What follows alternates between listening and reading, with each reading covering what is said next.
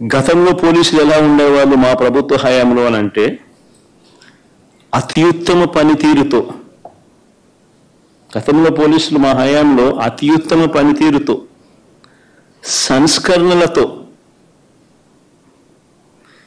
People friendly పోలీసింగ్తో తలెత్తుకొని పోలీసులు పనిచేసే పరిస్థితులు గతంలో ఉండేటివి. స్పందన అనే కార్యక్రమం ఉండేది. ఆ స్పందన అనే కార్యక్రమంలో వైఎస్ఆర్ కాంగ్రెస్ పార్టీకి సంబంధించిన వాళ్ళ సమస్యల కన్నా తెలుగుదేశం పార్టీ వారికి సంబంధించిన సమస్యలు ఎక్కువగా పోలీసులు సాల్వ్ చేసేవాళ్ళు, కలెక్టర్లు సాల్వ్ చేసేవాళ్ళు. ఆ రకంగా ఎక్కడా కూడా వివక్ష అనేది చూపకుండా ఎవరికి ఏ సమస్య వచ్చినా కూడా పోలీసింగ్ అనేది కానీ సమస్యలు సాల్వ్ చేయడం కానీ తలెత్తుకొని చేసే పరిస్థితులు గతంలో ఉండేటివి అధికారులకి.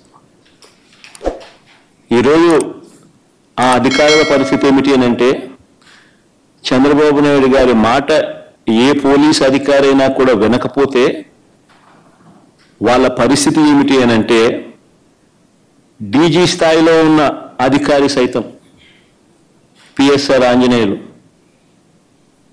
డీజీ స్థాయి అధికారి, ఈయన మాట వినకపోతే తప్పుడు కేసులు పెట్టి అరెస్ట్ చేశారు.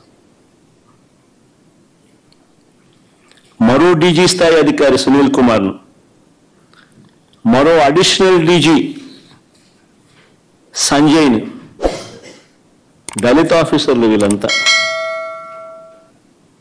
ఇంకొక బీసీ ఆఫీసర్ ఐజీ కాంతి రాణా టాటాను,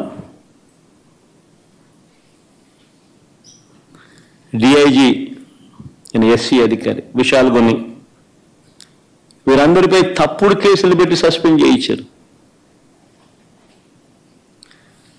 ఎందరో ఎస్పీ స్థాయి అధికారులపై తప్పుడు కేసులు పెట్టి విచారణ పేరుతో వేధిస్తూ ఉన్నారు. వీరు కాక నలుగురు నాన్ క్యాడర్ ఎస్పీలు, ఒక కమాండెంట్ స్థాయి అధికారి, 22 మంది అడిషనల్ ఎస్పీలు, 55 మంది డిఎస్పీలకు పోస్టింగులు లేవు. మరో 6 డిఎస్పీలు, 3 అడిషనల్ కమాండెంట్లు, 2 అసిస్టెంట్ కమాండెంట్లు కూడా హెడ్ క్వార్టర్లో రిపోర్టింగ్ చేయిస్తూ ఉన్నారు.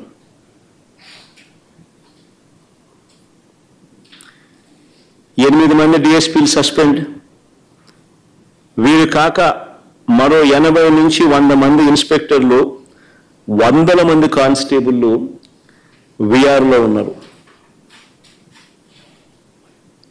చంద్రబాబు నాయుడు గారి మాట ఎవరైతే వినరో వారి పరిస్థితి ఇది.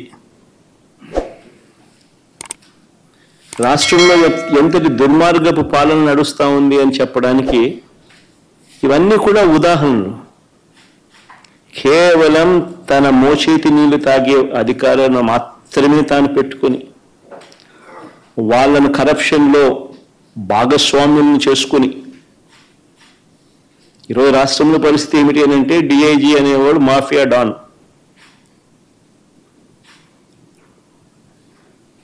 ఆ జోన్కు ఆయన కింద సిఐలు, డిఎస్పీ, అదే ఆయన ఆర్మీ. ఆ నియోజకవర్గంలో జరిగే ఇసుక కానీ, నియోజకవర్గంలో జరిగే మద్యం కానీ, ఆ మద్యం బెల్ట్ షాపులు నిర్వహించాలన్నా దాని పర్మిషన్లు కానీ, ఆ నియోజకవర్గ స్థాయిలో ఏ పరిశ్రమ నడవాలన్నా కూడా ఎమ్మెల్యేకి ఇచ్చే కప్పం దాకా, ఆ నియోజకవర్గంలో ప్యాకాట క్లబ్బులు నడిపే విషయంలో కానీ, ఏ విషయంలోనైనా కానీ డిఐజీలు ఆధ్వర్యంలో సిఐలు డబ్బులు కలెక్ట్ చేస్తారు. వీళ్ళు ఎమ్మెల్యేలకు ఇస్తా ఉన్నారు రివర్స్.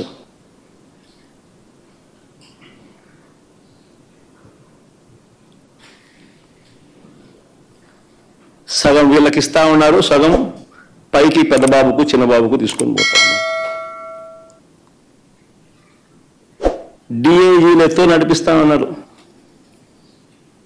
కలెక్షన్ కార్యక్రమాన్ని.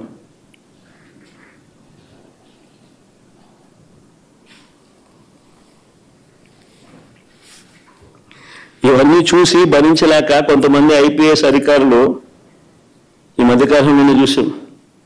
Siddharth Kaushal youngster, young IPS officer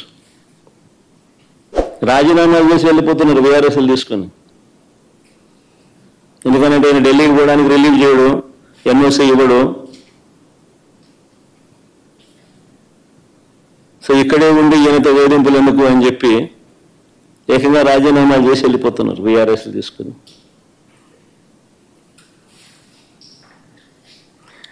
ఏ ప్రభుత్వమైనా గట్టిగా పని చేస్తే, ఏ ప్రభుత్వంలో అయినా పోలీసు వ్యవస్థ అన్నది గట్టిగా ఉంటే నేరాలు చేసేవాళ్ళు రాష్ట్రం వదిలిపెట్టి వెళ్ళిపోతారు.